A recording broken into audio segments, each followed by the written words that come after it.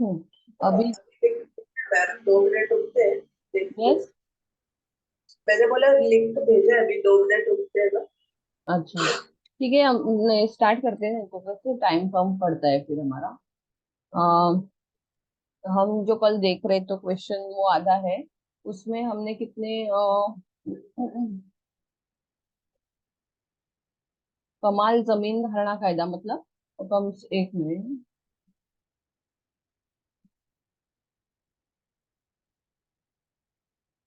Ma'am page number. Page number आपका English का या मराठी का? इंग्लिश। इंग्लिश का आशिया कितना पेज नंबर है? वो कल देख रहे थे वो।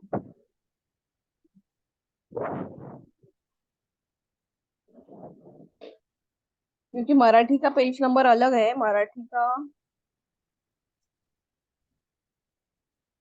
आशिया पेज नंबर बोल। 138 है मराठी में।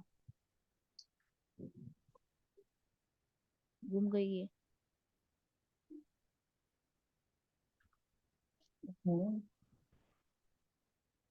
2 मिनट में बता रही है।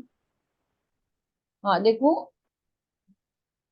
जो पॉइंट्स हमने देखे थे कल, 5 6 पॉइंट्स थे और 2 पॉइंट रह गए शायद तुम्हारा। तुकडे जोडा, ये भी हो गया, वारसा हक्काचे नियम करणे। अभी ये लास्ट पॉइंट है इस क्वेश्चन का। वारसा हक्क मतलब क्या? तो जो पिताजी के पास की जमीन उसके बेटे को जाती है, तो वो एक के हाथ से दूसरों को हैंड ओवर किए जाते हैं, उसको क्या बोला जाता है? वारसा हक को बोला जाता है। तो पॉइंट का नाम क्या है? वारसा हक्काचे नियमन करणे। मतलब उसके बारे में कुछ नियम बनाने का, कि जमीन सुधारने का मतलब, जब जमीन कैसे बंटवारा होता है, बंटवारा होने के बाद जो वो जमीन अलग अलग पीढ़ियों को मिलते मिलते उसका जो एरिया है वो कम कम होता जाता है।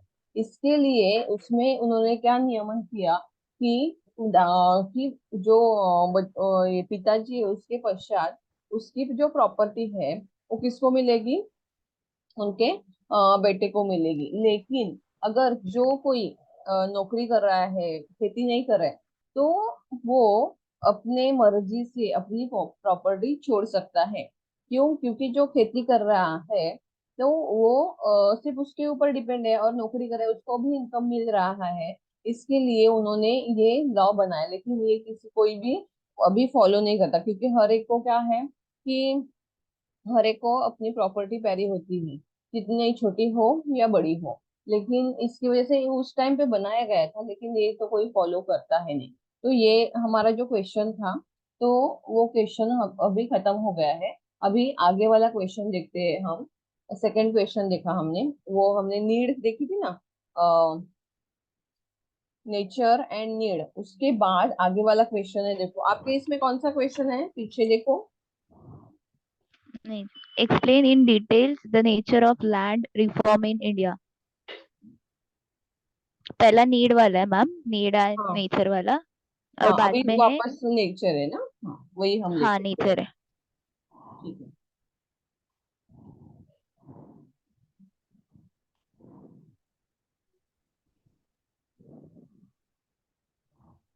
एक मिनट, जो नेचर है ना, नेचर, हाँ। वो मैंने जो पहले बताया ना, भारतातील जमीन सुधारणा विषयक स्वरूप स्पष्ट करून, तो उन्होंने क्या किया है, वही ऊपर वाला जो क्वेश्चन है ना, ऊपर वाले में हाँ। नेचर और नीड दिया है, देखो। हाँ मैम। हाँ, तो ये जो क्वेश्चन है ना उन्होंने सेपरेटली दिया है, लेकिन ऊपर का जो आंसर है ना नेचर का, वही सेम इसमें लिखना है, जो महल वाली सेकंड। पद्धत, हाँ हाँ हाँ, सेम। हाँ। लेकिन उन्होंने क्या किया है, ये उसमें दो क्वेश्चन कंबाइन किए हैं और यहाँ पे सेपरेटली दिया है ऐसे। मतलब ये शॉर्ट नोट के लिए ऊपर आ सकता है या बड़ा भी क्वेश्चन आ सकता है। तो कभी कभी देते हैं ना दो क्वेश्चन कंबाइन करके, मतलब इसके 4 5 ये लिखो पॉइंट, उसके 4 5 पॉइंट लिखो। चार पांच और पॉइंट्स लिखो। हाँ हाँ, हाँ। दोनों के ऐसे मिक्स करके लिखने का, अगर जो बड़ा क्वेश्चन आता है और एक सिंगल क्वेश्चन आता है, तो अभी आपको क्या करना, नेचर में आपको इंट्रोडक्शन लिखना है। इंट्रोडक्शन के बाद जो आपके पास एक्सप्लेनेशन है वो थोड़ा अभी बड़ा लिखना पड़ेगा, क्योंकि उन्होंने एक सिंगल क्वेश्चन दिया है। तो आपको सब 10 मार्क के लिए क्वेश्चन आते हैं, तो 2 2.5 पेज बस हो गए लिखने के लिए, तब तक आपका तो हो भी जाएगा। हाँ मैम। तो इसका आंसर सेम ही है। तो अब तीसरा क्वेश्चन देखो, कमाल जमीन धारणा कायद्याचे स्वरूप, वो पेज अलग 50। क्वेश्चन। यस आशिया। पेज 52 है। इसका। इंग्लिश आप पूछ रहे थे ना, 52 हाँ पेज हाँ। नंबर। तो अभी थर्ड क्वेश्चन आपका क्या है? कमाल जमीन धारणा कायद्याचे स्वरूप, नेचर है ना वापस। हाँ वापस नेचर है। Explain the nature of land litigation law. हाँ मतलब थर्ड क्वेश्चन है ना ये आपका। हाँ हाँ। थर्ड है। तो सेकंड क्वेश्चन समझ में है, वो सेम ही है। सेम। हाँ सेम ही आंसर लिखना है, नीड नहीं लिखनी है। ऊपर तो नीड और नेचर बोला है ना, तो यहाँ पे सिर्फ नेचर लिखना है ऐसे। सेकंड क्वेश्चन सेम ही है। तो अभी तीसरा क्वेश्चन है, मराठी में है, कमाल जमीन धारणा कायद्याचे स्वरूप। कमाल मतलब क्या? कम से कम कि एक लोग ने कितनी जमीन रखनी चाहिए और बाकी की जमीन बाद में गवर्नमेंट को देनी चाहिए, इसके लिए उन्होंने ये क्या बनाया है, लॉ बनाया है। तो हम हमारे घर में कितने लोग हैं उसके अनुसार हम कितनी मालमत्ता रखते हैं, उसके हिसाब से ये कायदा बनाया गया है। एक मिनट। हाँ हाँ, नेचर बोला है ना उन्होंने। हाँ, एक हाँ मिनट। मैम। हम्म, अभी देखो कि कमाल जमीन धारणा कायदा में, इसमें ये पूरे देश के लिए उन्होंने क्या किया था, लागू किया था। पूरे देश भर के लिए कर दिया है। इसमें उन्होंने राज्य और केंद्र शासन को भी आदेश दिए थे ये कायदा पूरे देश भर में लागू हो जाए। लेकिन इसमें क्या है, महाराष्ट्र में करते, अभी हम महाराष्ट्र का देखेंगे। तो महाराष्ट्र में ये कायदा करते समय मतलब 18 एकड़, एकड़ मतलब 1 एकड़ 2 एकड़ लेते हैं ना, जमीन रहती है हमारी।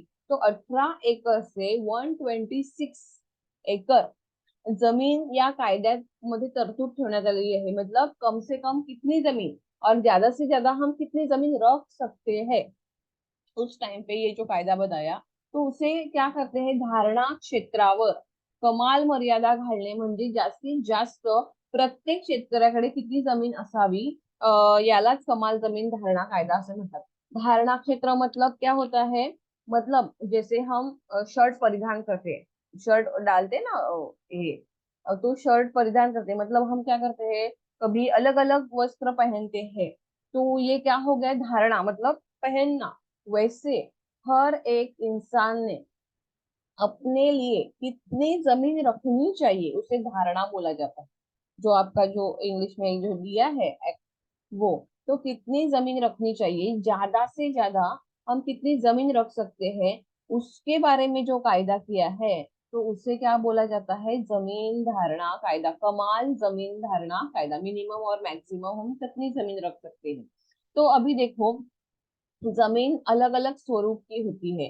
कैसे अलग अलग होती है, तो किसकी कोई कोई जमीन क्या रहती है, बहुत ही सुपीक रहती है, मतलब उसमें कोई भी अनाज डालो, हाँ तो वो फट से उगाता है। या कम पानी दे दो फिर भी, क्योंकि उस जमीन में ऐसे पोषक तत्व होते हैं, उसकी वजह से वो अपने आप मतलब कम मेहनत करो, कम खाद डालो, कम पानी डालो, तो फिर भी वो क्या होती है, अच्छा अनाज उगता है। लेकिन कोई कोई जमीन ऐसी होती है, उसमें कितनी भी मेहनत करो, कितना भी खाद डालो, पानी डालो, फिर भी उसमें जो अनाज आता है वो बहुत ही कम मात्रा में आता है। मतलब जैसे जो दो स्टूडेंट रहते, देखो पढ़ाते टीचर तो एक सबको एक ही समान पढ़ाते, इसको ज्यादा इसको कम ऐसे किसी को पढ़ाते नहीं। फिर भी उन बच्चों की ग्रास्पिंग पावर किसी की कम होती है, किसी की ज्यादा रहती है। कोई कोई बच्चे एक बार लर्न करते तो उनको अच्छे से आता है। कोई बच्चे इतना रट्टा मारते हैं फिर भी उनको वो याद नहीं रहता, मतलब उसको एक ही क्वेश्चन 5 5 10 10 बार करना पड़ता है। मतलब ऐसा है कि उसके लिए उन्होंने मेहनत नहीं की, पढ़ाई नहीं की। पढ़ाई तो दोनों ने भी की है, लेकिन उसकी ग्रास्पिंग पावर ज्यादा होने की वजह से उसको कम टाइम में समझ में आता है, एक बार बोला तो भी समझ में आता है। लेकिन दूसरों की अगर ग्रास्पिंग पावर कम है तो वो क्या होती है, उसको ज्यादा मेहनत करती है लेकिन सफलता बहुत कम मिलती है। उसी प्रकार जमीन का भी होता है, जमीन में भी 3 टाइप्स होते हैं। एक होती है सुपीक जमीन, दूसरी होती है मध्यम आकाराची, मतलब मध्यम मतलब मिडल स्टेज की जमीन रहती है, और थर्ड होती है कोरडवाहू। कोरडवाहू मतलब उसमें आप कितना भी खाद डालो, उसको मतलब बारिश होती है तो बारिश के टाइम पे उसमें पानी एब्जॉर्ब होने की क्षमता कम होती है। और जब अप्रैल में महीना आता है ना तो पानी कम एब्जॉर्ब होने की वजह से वो जमीन फट जाती है। इसके लिए अब विलेज में, कई कई विलेज में देखेंगे तो क्या होता है कि ये विलेज में जो घर बनाए जाते हैं, जमीन फटने के कारण घर को भी दरारें पड़ जाती है, क्योंकि वो जमीन का गुणधर्म होता है। तो जमीन में पानी एब्जॉर्ब होने की क्षमता कम होती है, इसकी वजह से ये ऐसा हो जाता है। तो मतलब ये जो कोरडवाहू टाइप की जमीन है, मतलब जिन जिन ये मैं आपको एक्सप्लेन क्यों कर रही हूँ, क्योंकि इसके ऊपर ही एक क्वेश्चन है कि ये बोल रहे कि मैडम बोल रहे हैं कि ये अलग क्यों पढ़ा रही है अभी। तो इसमें क्या है कि जमीन हर एक के पास है, मेरे पास 100 एकड़ है, लेकिन उसमें से 60% या 60% 80% जमीन जो अगर कोरडवाहू होगी तो मेरे पास अच्छी उपजाऊ जमीन सिर्फ 20% ही है ना। तो उसमें मैं दिखने के लिए 100 एकड़ है, लेकिन उसका लाभ सिर्फ मुझे 20 एकड़ का ही मिल रहा है। तो ऐसे भी लोगों के पास ऐसी भी जमीन थी। तो इसके इसका इससे रिलेशन क्या है, क्या रिलेट करता है ये। तो इसके मतलब जब सरकार ने बोला कि आपके पास जितनी जमीन है, आपके घर में कितनी लोग रहते हैं, उसके हिसाब से आपको जमीन क्या करनी है, सरकार को, गवर्नमेंट को देनी है। तो बहुत सारे लोगों ने क्या किया, अक्लमंदी चलाई, किया अपनी आइडिया चला के उन्होंने ज्यादा से ज्यादा जो कोरडवाहू जमीन थी वो गवर्नमेंट को दी, और जो अच्छी वाली थी वो अपने पास रखी। उसमें का 1-2 एकड़ अच्छा वाला दे दिया। मतलब क्या, तो ये जमीन अगर जिसके पास जमीन नहीं है उसको जमीन देना है, जिसके पास कम मात्रा में जमीन है उसको जमीन देना है, इसके लिए सब लॉ बना रहे हैं। और फिर अगर उनको ऐसी ही जमीन मिले तो इसका कोई लाभ नहीं है कि नहीं।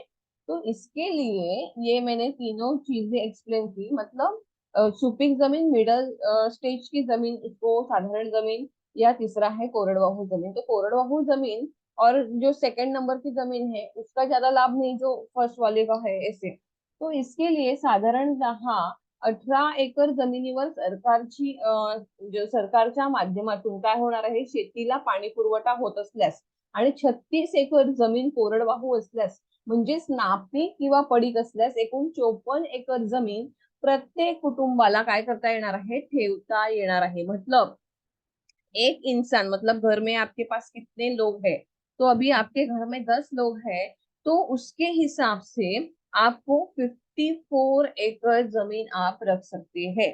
लेकिन उसमें से कौन सी जमीन रखनी है, तो 18 एकड़ जमीन वो कौन सी होनी चाहिए, सुपीक जमीन होनी चाहिए। और 36 एकड़ आप कोरडवाहू जमीन, ऐसे टोटल कुल मिला के आप 54 एकड़ जमीन रख सकते हैं, ऐसे उन्होंने बोला हुआ है। तो इसके लिए फिर बाद में उन्होंने क्या किया कि यार ये कमाल धारणा कायदा जब शुरू हो गया, ये अभी हमने नेचर देखा, लेकिन नेचर में उन्होंने और भी पॉइंट्स दिए हुए हैं। क्या बोला है, कमाल धारणा कायद्यानुसार सरकारला उपलब्ध होणाऱ्या धारणा क्षेत्राचे वाटप पुढील प्रमाणे करण्यात आले।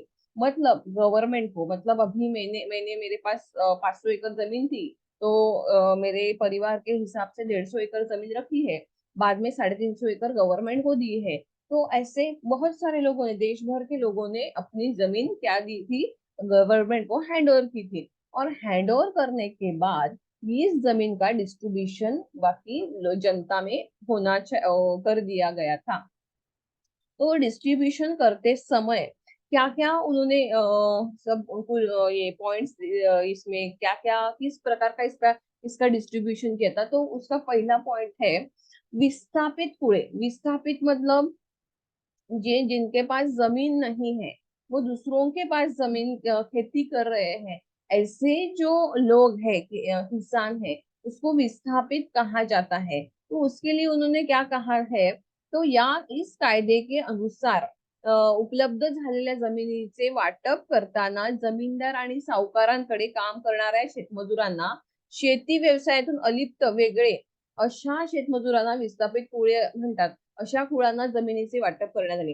अभी देखो, मतलब मैं 2-3 दिन से बोल रही थी, जो किसान जमींदार के पास खेती कर रहे हैं, और बाद में उनको जो कुल कायदा है, क्लैंथ लॉ है जो, उसके अनुसार क्या मिल रहा है, जमीन मिल रहा है। मतलब मैं किसी जमींदार के यहाँ 5 एकड़ खेती कर रही हूँ, तो ये जो लॉ बना, कमाल जमीन धारणा कायदा, तो उसमें बहुत सारे लोगों, गवर्नमेंट को बहुत सारे लोगों ने अपनी जमीन हैंड ओवर की, और गवर्नमेंट ने वो अलग अलग लोगों को डिस्ट्रीब्यूट की। तो अभी जिसके पास में जमीन खरी, वो क्या बोल रहे हैं, आपको जमीन मिली है ना, तो मतलब ये जमीन डिस्ट्रीब्यूट हुई है, तो जो आप जमीन कर रहे हैं ना, वही जमीन आपको मिलेगी। मतलब अभी 5 एकड़ जमीन कर रहे हैं तो आपको 5 एकड़ मिलेगी, आप 10 एकड़ कर रहे हैं तो आपको 10 एकड़ मिलेगी, आप 50 एकड़ कर रहे हैं तो आपको 50 एकड़ मिलेगी। मतलब आप खेती कर रहे हो, पहले जितनी कर रहे हो उतनी ही आपको मिलेगी, उससे ज्यादा नहीं, उससे कम नहीं। तो इसमें भी क्या होता है, उससे क्या बोला जाता है, आप जिसके पास काम कर रहे हो, वो अभी आप क्या हो गए हैं, सेपरेट हो गए हैं। सेपरेट हो गए मतलब अभी आपके मालिक आप खुद बन गए हो, वो जमींदार आपका मालिक नहीं है। और ये अभी आप आपके खुद के जमीन के मालिक बन गए, आपके जमीन में आपको जो कुछ करना है वो अभी आप कर सकते हो। वो इसका उन्होंने मतलब ये अधिकार किसने दिया, ये कायदे ने उनको ये अधिकार दिया है। इसको, इसके लिए उसको क्या बोलते हैं, विस्थापित। मतलब अभी आप जिसके पास काम कर रहे थे, उससे आप अलग हो गए हैं। अब जब अलग हो गए हैं, उसको ही विस्थापित बोला जाता है। बाद में सेकंड पॉइंट है, बिन किफायतशीर क्षेत्र। बिन किफायतशीर मतलब जिसके पास से ज्यादा हमें नफा नहीं मिलता है, हमें फायदा नहीं मिलता है, उसको बिन किफायतशीर क्षेत्र मतलब एरिया बोला जाता है।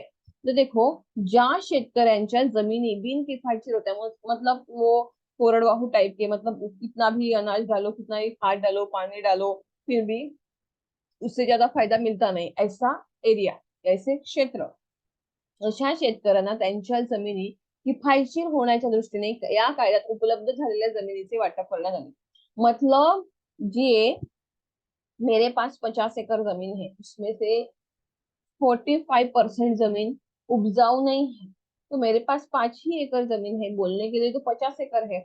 लेकिन अगर जिसको जमीन करनी है, मतलब खेती करनी है, तो उन लोगों को भी क्या किया गया, इसमें जमीन दी गई, मतलब उपजाऊ जमीन दी गई। उनके पास कैसे थी, कोरडवाहू टाइप की थी, तो उसमें से वो ज्यादा खेती नहीं कर सकते, ज्यादा से ज्यादा उनको नफा नहीं मिलेगा, इसके लिए भी उनको इस टाइप की जमीन देनी पड़ी। उसके बाद है, उसका ना पूरा स्ट्रक्चर है। मैं आपको आगे आगे जैसे जैसे हमारे चैप्टर बढ़ेंगे आगे, तो उस हिसाब से वो उपजाऊ जमीन, कम उपजाऊ जमीन क्या होती है ना, उसका पूरा एक चार्ट है, वो मैं आपको बाद में एक्सप्लेन करूंगी। बाद में है भूमिहीन शेत मजदूर। भूमिहीन मतलब मेरे पास कोई भी जमीन नहीं है, मैं एक एकड़ या पैर रखने के लिए भी मेरे पास जमीन नहीं है, खुद के ये इसकी नाम की, तो इसके लिए यस बोलना है। किसी को 1+ क्या ऑन है, म्यूट करो, म्यूट। तो इसके लिए अभी हमें क्या करना पड़ेगा, जो भूमिहीन शेत मजदूर मतलब जो दूसरों के खेती में क्या करते हैं, लेबर का काम करते हैं, उसको का बोला जाता है शेत मजदूर। लेबर अलग अलग किस्म के होते हैं, अगर मैं कंस्ट्रक्शन साइड पे काम करूंगी तो उसको बांधकाम मजदूर बोलेंगे। यस, आपका वो वॉइस आ रहा है सर या मैडम, तो आप म्यूट कीजिए अपना। अनम्यूट हुआ है। 1+ कौन है,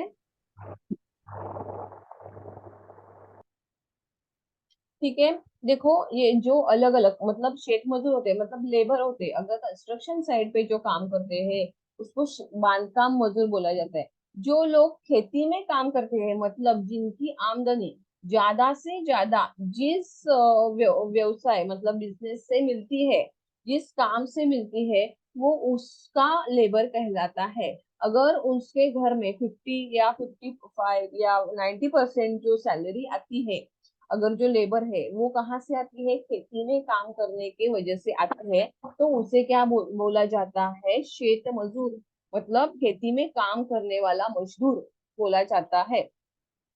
तो ये पॉइंट क्या बोलता है कि भूमिहीन शेत मजदूर, मतलब जिसके पास जमीन नहीं है, ऐसे मजदूर जो है खेती काम करने वाले मजदूर, ये पॉइंट है, भूमिहीन शेत मजूर। तो ये शेतात काम करणारे जे शेतमजूर आहेत, त्यांच्या नावी जमिनी नव्हत्या, मतलब उनके पास बिल्कुल ही जमीन नहीं है, उनको घर बनाने के लिए जमीन नहीं, तो खेती करने के लिए कहाँ से आएगी। तो इनके लिए भी क्या किया गया, जमीन गवर्नमेंट की तरफ से उनको खेती करने के लिए उनकी आवश्यकता के अनुसार जमीन दे दी गई थी।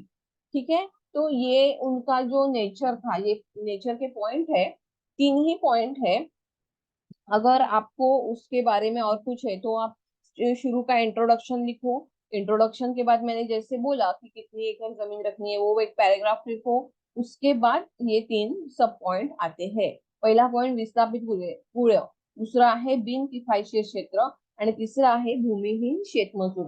हे काय झालं, कमाल जमीन धारणा कायद्याचं स्वरूप, मतलब कम से कम जमीन रखनी है तो उसके बारे में जो स्वरूप, मतलब आपका इसमें नेचर जो क्वेश्चन दिया है वही।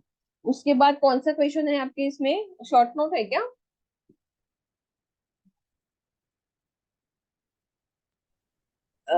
Land reform law, hmm, page number 53, land reform law.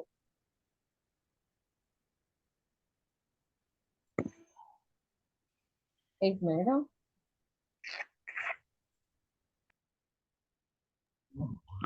Land included from maximum land retention वाला हो गया।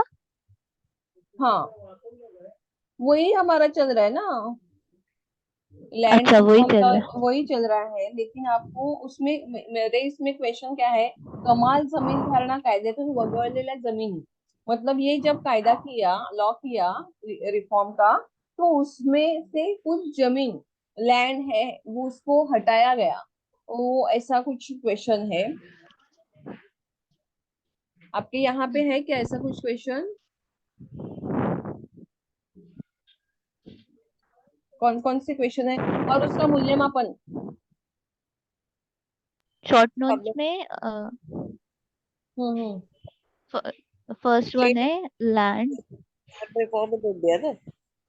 तो बोल दे अर्षा, रहने दे। एक्सप्लेन, मैम ये क्वेश्चन है, explain in detail the nature of land reform in India.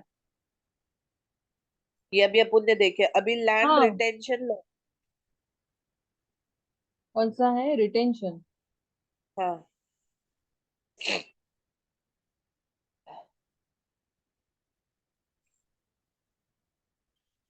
एक मिनट हाँ।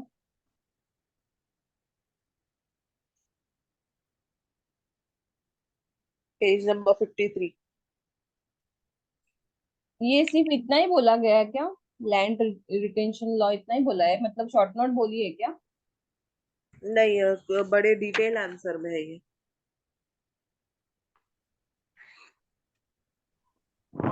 अर्षा, नंबर स्टार्ट होता है, हाँ। हम्म। लैंड रिटेशन वाला हो गया, अपन शॉर्ट नोट्स कर रहे थे मैक्सिमम लैंड रिटेशन एक्ट का, मैम वही बोल रही थी। ये हो गया 1961 का। आपका ना मुझे एक फोटो भेजो पेज का, तो नहीं तो मुझे समझ में नहीं आएगा क्या बोल रहे हैं आप।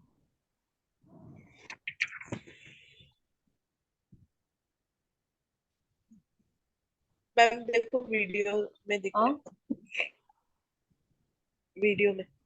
किसका? ये बराबर ये वाला। पेज नहीं आ रहा, मुझे फोटो भेजो ना निकाल के।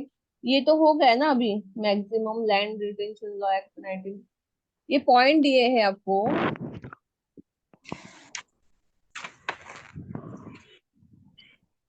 एक मिनट हाँ।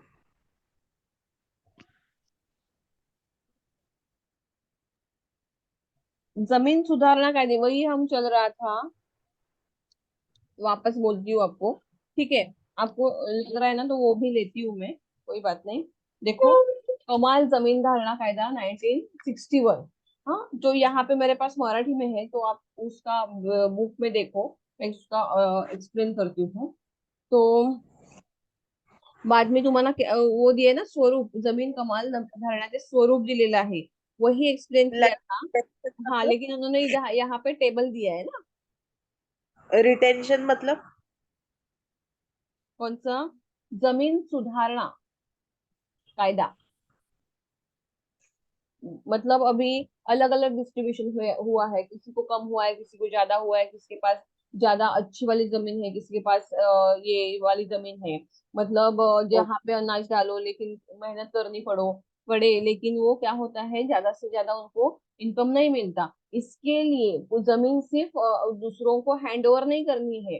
तो जिसके पास ऐसी जमीन है, कोरडवाहू स्वरूप भी, तो वो भी उसके बदले में उसको अच्छी वाली भी जमीन देना है, तो उसे सुधारना मतलब बोलते हैं, चेंजेस करने हैं जमीन में, लैंड में, उसको रिटेन बोलते हैं। तो ये कायदा कब किया गया? 1961 में किया गया। इसके लिए उसको क्या बोला जाता है? हमाल जमीन धारणा कायदा 1961। अभी यही बोला था, लेकिन आपको बुक के हिसाब से चाहिए ना, तो बुक के हिसाब से भी बोलती हूँ। देखो, अभी हम इसमें से क्या देखेंगे, आपको कितना लिखना है। आप पेंसिल लेके बैठो, मैं यहाँ पे पढ़ रही हूँ, वहां पे इनमें से कौन से सेंटेंस लेने हैं, कौन से नहीं लेने हैं, ये आप देख लो आपके हिसाब से। और इसमें से आप क्या करो, बुक में ना पेंसिल से मार्क कर लो, मतलब आपका ये क्वेश्चन हो जाएगा। ठीक है। देखो, स्वातंत्र्योत्तर काळात जमीन सुधारणा करताना धारणेची कमाल मर्यादा ठरवून ज्या व्यक्तींकडे प्रमाणापेक्षा जास्त जमीन आहे ती काढून घेऊन त्याचे वाटप भूमिहीन आणि गरिबांना करण्याचे शासन धोरण होते। मतलब जो मैंने पहले वाले क्वेश्चन में बोला ना, सेम, मतलब जिसके पास बहुत ज्यादा जमीन है, वो क्या करनी है, वो उनके पास से लेके गवर्नमेंट ने जो ये लॉ बनाया उससे, जिसके पास जमीन नहीं है, जिसके पास कम मात्रा में जमीन है, जिसके पास उपजाऊ जमीन नहीं है, उसको इस कायदे के अनुसार वो जमीन उसको जो ये कर रहे हैं क्या, जिसके पास ज्यादा जमीन है, उनको क्या करनी पड़ेगी, वो जमीन हैंड ओवर करनी पड़ेगी। ऐसे उनके ये 3 लाइन से, मतलब ये तो आपको लेने ही है एग्जाम के लिए, क्योंकि ये लिखने के बाद ही ये क्या लॉ है ये समझ में आता है। समझ में आया? उसके आगे, शेत जमिनीवर लोकसंख्या प्रचंड भार, शेती व्यवसायातून बिनशेती व्यवसायात जाणाऱ्यांसाठी असलेल्या संधींचा अभाव, रोजगाराच्या सोयींचा अभाव, वाढती लोकसंख्या आणि त्याचबरोबर धान्योत्पादन वाढवण्याची गरज, या सर्व बाबींचा एकत्रित विचार करून शासनाने कमाल जमीन धारणा कायदा करने के निश्चित के लिए। मतलब मैंने कल बोला था, देखो जैसे भारत स्वतंत्र हुआ, भारत में बहुत सारी गरीबी थी, वो अनाज की कमी थी, अनाज हमें क्या करना था, इंपोर्ट करते थे। जो जितना हम इंपोर्ट करते हैं दूसरे देश से, तो उसके लिए जो ये रहता है, मतलब आने जाने का खर्चा रहता है, तो वो क्या होता है, बहुत ज्यादा होता है। इसके लिए हम जब इंपोर्ट करते हैं कोई भी ये कोई भी चीज, तो उसके लिए इसके बाद यहाँ पे मतलब हमने गेहूं यूएस से मंगवाए, तो यहाँ वहां पे अगर 10 या 2 डॉलर के लिए होंगे अनाज, 1 किलो या 10 किलो के पीछे, तो यहाँ पे उसका दाम दुगना तिगना बढ़ जाता है, क्योंकि जो ट्रैवलिंग के लिए जो खर्चा होता है वो बहुत ज्यादा होता है। इसके लिए देश में ज्यादा से ज्यादा अनाज ये करना पड़ेगा।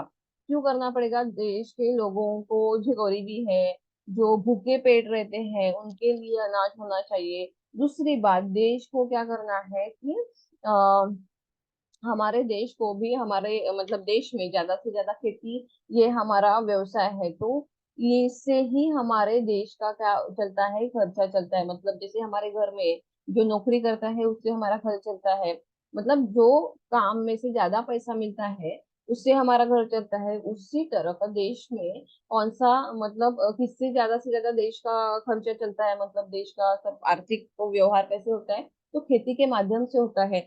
इसके लिए खेती में बदलाव लाने की जरूरत थी, इसके लिए ये कायदा किया गया है। और ये कायदा करते समय उन्होंने क्या क्या देखा कि अगर ये खेती पर क्या हो गया है, मतलब बहुत सारे लोगों के पास खेती जमीन नहीं है, और बहुत सारे ऐसे लोग हैं वो उनके पास इतनी जमीन है वो फिर भी खेती नहीं कर रहे, उनके पास लोग मजदूर के तौर पे काम करते हैं, और मजदूर के तौर पे काम करेंगे तो जिंदगी भर कैसे रहेंगे, गरीब ही रहेंगे, तो वो अगर गरीब रहेंगे तो देश भी गरीब ही रहेगा। अगर ये सिचुएशन बदलनी है तो हमें ये लॉ करना ही पड़ेगा। इसके लिए उन्होंने उसमें क्या देखा कि ये हमें क्यों करना है, तो इसमें क्या क्या उसके रीजंस थे, तो रीजन के वजह से उन्होंने ये एक्ट बनाया। तो पहला रीजन था शेतीवर लोकसंख्येचा प्रचंड भार। मतलब एक ही काम में लोग लगे हुए हैं, एक ही काम में लगने की वजह से वो क्या कर रहे हैं, मजदूर के तौर पे काम कर रहे हैं, और उसमें कोई भी सुधारणा नहीं हुई, कोई भी चेंजेस नहीं हो रहे हैं। इतना काम करता है फिर भी देश का अनाज हमें दूसरे देश से लाना पड़ रहा है, ये क्यों हो रहा है। इसका उन्होंने रूट लेवल पे क्या किया, स्टडी किया।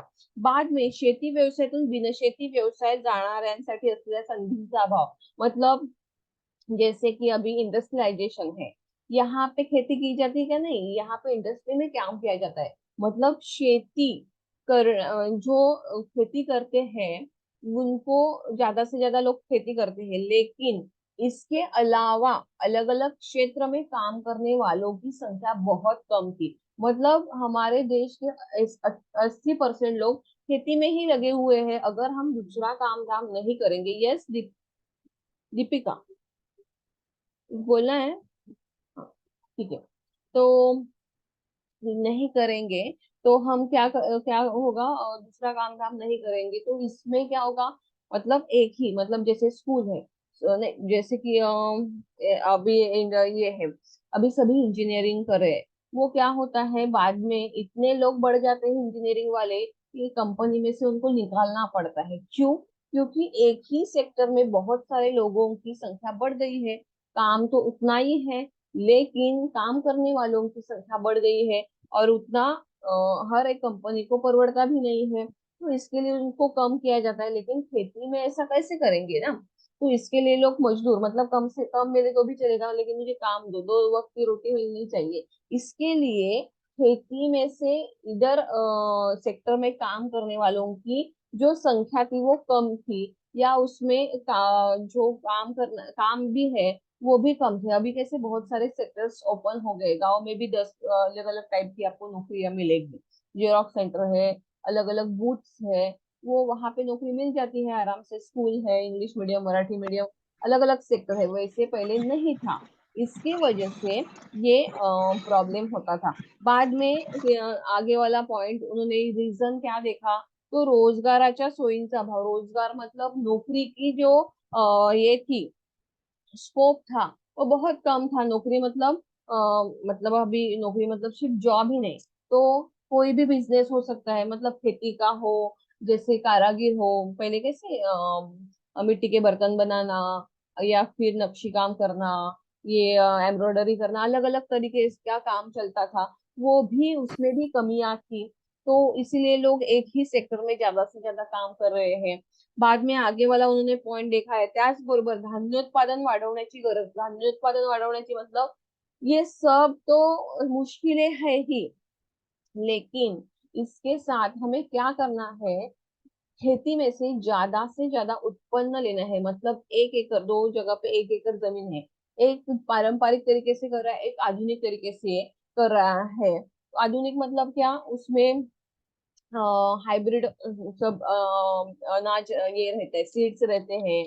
उसमें हम ठिबक सिंचन का यूज करते हैं, ट्रैक्टर पावर टिलर जैसे का यूज करते हैं। यहाँ पे हम बैलगाड़ी यूज करते हैं, पारंपरिक तरीके से पानी देना है, उसमें उस तरीके से करते हैं। तो हमें क्या होता है, यहाँ पे जो खाद है वो कैसी है, तो रासायनिक तरीके की है, मतलब फर्टिलाइजर। तो और ये है सिंपल, मतलब ये क्या बोलते हैं उसको, पारंपरिक तरीके से कंपोस्ट खत ऐसे भी से डाला जाता है। तो क्या होता है, जो रासायनिक तरीके से ग्रीन रेवोल्यूशन जो हुई थी उस तरीके से खेती करते तो कम मात्रा में, मतलब आपके पास जमीन कम हो, आपके पास टाइम कम हो, लेकिन कम समय में कम जमीन के ऊपर ज्यादा अनाज आने की क्षमता होती है।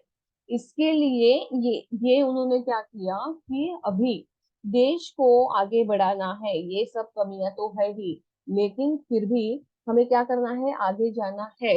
तो हमें क्या करना पड़ेगा, देश का अनाज मतलब उत्पादन क्षमता, म्हणजे जैसे बच्चों का जो ये ग्रास्पिंग लेवल कम है, तो ग्रास्पिंग लेवल बढ़ानी पड़ेगी, तभी उसके इसमें 10 बार वो रट्टा मार के पढ़ाई करता है तो वो 1-2 बार करके उसको आ जाएगी, लेकिन हमें क्या करना पड़ेगा, उसकी ग्रास्पिंग लेवल बढ़ानी पड़ेगी। उसी तरफ अगर जमीन में क्या ये उत्पन्न बढ़ाना है, तो हमें क्या करना पड़ेगा, जमीन में कुछ तो चेंजेस लाने पड़ेंगे, कुछ तो नए उपाय करने पड़ेंगे, कुछ तो नया सुझाव करना पड़ेगा। ये उसके ऊपर क्या हो जाएगा, अगर कुछ चेंजेस लाना है तो ये भी एक महत्वपूर्ण चेंजेस था। तो इन सभी मुद्दों को